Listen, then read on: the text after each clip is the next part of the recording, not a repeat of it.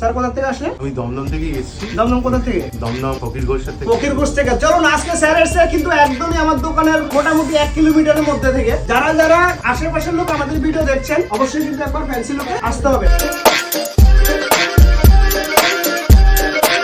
Sir আপনার মাথায় কি হেয়ার প্যাচ লাগানো আছে? আমার মাথায় নেপাল লাগানো। একদমই তো বোঝা যাচ্ছে না মনে হয়। দেখুন আপনাদেরকে দেখাচ্ছি, দেখুন এটা কিন্তু ওনার স্যারের কিন্তু অরিজিনাল চুল। এই যে উপরের চুলটা দেখতেই পাচ্ছেন, একদমই এটা হলো একদম ন্যাচারাল লুক। যারা যারা চায় যে দাদা পাকা কাঁচা চুল কি আপনাদের এখানে কি পাওয়া যায়, 100% পাওয়া যাবে। আমরা বলেছিলাম যে সারা ভারতবর্ষকে টাক মুক্ত করে দেবো, সেটার জন্য অবশ্যই কিন্তু আপনাদের ভিডিওতে কিন্তু শেয়ার কিন্তু জবরদস্ত চাই, যেন সারা ভারতবর্ষের সব জায়গা থেকে আমাদের ভিডিওগুলি দেখতে পারে। স্যার যে কোনো লোক আমাদের কাছে আসতে পারে তো?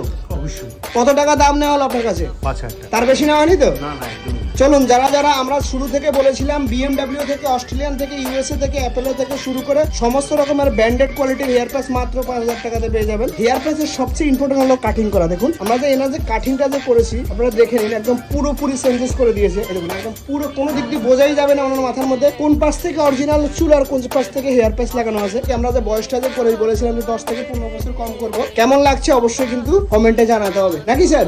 অবশ্যই। তাহলে আপনি খুশি তো?